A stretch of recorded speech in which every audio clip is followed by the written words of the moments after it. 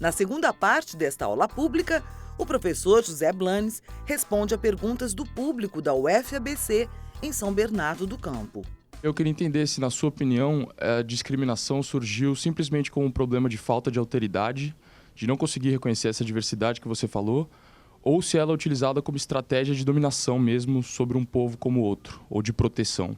Quando o Estado-nação se organiza, fica claro que já não é uma questão meramente, digamos assim, de constatação da minoria, de alteridade, é um problema de alteridade, é um problema mesmo, muitas vezes, não é? Esse desrespeito à minoria sistemático é uma estratégia que o Estado-nação acaba adotando para poder reforçar a sua personalidade ou as suas atribuições, né? Vou te dar um exemplo claro e interessante que você vai gostar. Quando eu cheguei aqui no Brasil, agora já sou brasileiro naturalizado, mas quando eu cheguei aqui no Brasil, muitas coisas me chamaram a atenção, principalmente o Código Civil. Estou falando da década de 70, faz tempo já, final dos anos 70. No Código Civil se falava assim que as pessoas têm capacidade a partir dos 21 anos, não é? Tem capacidade completa, capacidade plena.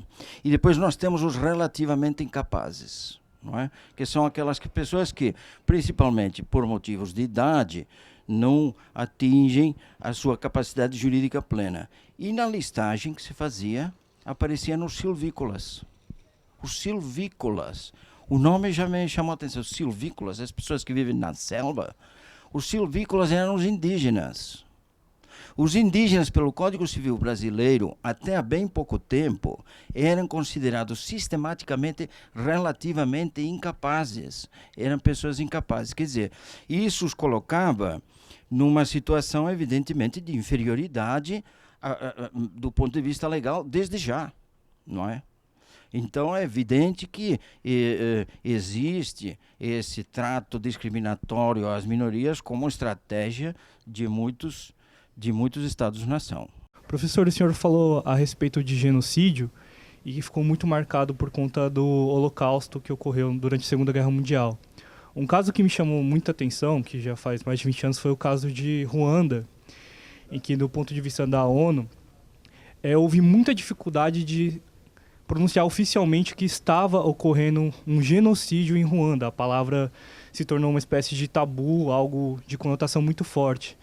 E eu gostaria de que o senhor falasse sobre como intervir em caso de genocídio, como não colocar esse termo subalterno à vontade política e a dificuldade de fazer as intervenções em países que sofrem disso ou em regiões por via da força, né, que muitas vezes é o meio que resta. O primeiro mecanismo de proteção é o Tribunal Penal Internacional, que complementou a Convenção sobre o Genocídio, incorporando o genocídio como crime.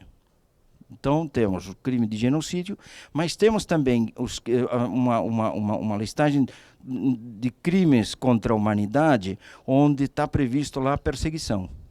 A perseguição a grupos, a coletivos, por motivos de religião, por motivos de raça, por motivos os mais variados, não é?